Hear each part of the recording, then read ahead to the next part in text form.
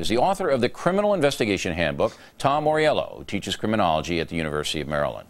All right, what do the authorities have to do right now to just lock down their case? And, you know, we don't want an O.J. Simpson situation here, tainted evidence, mixed up this, but there are so many people, as Judge Napolitano said, involved. What do the authorities have to do right now? They first need to properly document the case and document the evidence. You know, just because they have ballistics evidence that connects the gun that was in the car with those cases, now they need to properly document it, because what the defense is going to do is they're going to look at the evidence during discovery. They're going to have an opportunity to see the forensic evidence and see the results of the examination. If the examinations were done and effective, then they need to attack it another way. They have to look for vulnerabilities. Did they handle the evidence properly? Is their chain of custody intact? In other words, everybody who handled the evidence, are their names properly on the documents?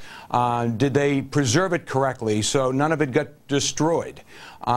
They also need to be looking at some of the media footage when they were working at crime scenes. Is there anything that the cameras caught that would give the impression that evidence wasn't properly handled?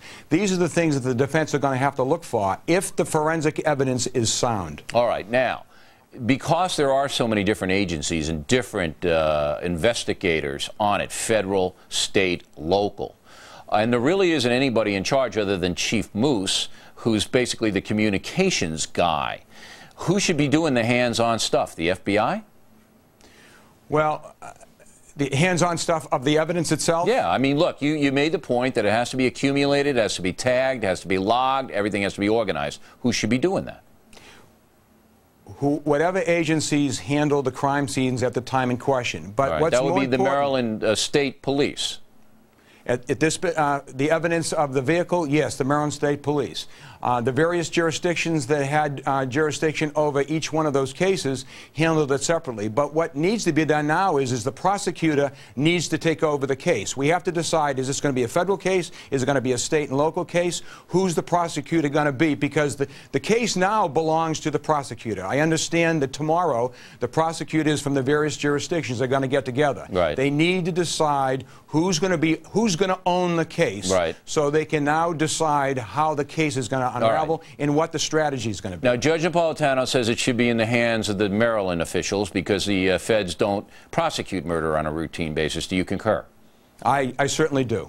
All right. I certainly do. Now, if the Maryland officials are going to run the case, then do they have to tell the other states to back off, to wait in line to look at the evidence? Do they have to tell them to get out of our way until we're finished? What do they have to do?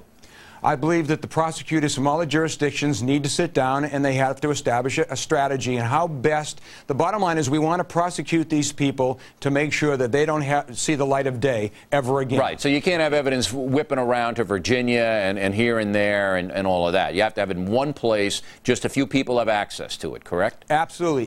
The more people who have access to evidence, the more you give the defense the opportunity to attack it. All right. And that's really all what it's going to be about now. If it's true, and we are reporting it is, and I believe it is, that the rifle found in the vehicle, along with the tripod and the scope, is connected to 11 of the murders, 11 of the shootings, 10 of the murders. There's no other way for the defense attorneys to go rather than saying it was a frame job. Well, again, we've connected the rifle to those crimes. Yeah, and the rifle was in the car with the two guys. Okay, and we don't want to give them an opportunity to say somebody threw the rifle in the back seat. So yeah, now we need to look for forensic evidence that will hopefully place them at some of the crime scenes. Right. Shoe prints. They'll probably confess. I would imagine they'll confess. I mean, I know the younger kid will flip. Well, so that's probably the way it'll go. Probably. Yeah. But we cannot think that. If they start thinking that way, then they're not going to focus on the protection of the forensic evidence. You got to be very methodical. Thanks, Professor. Absolutely. We appreciate your point of view.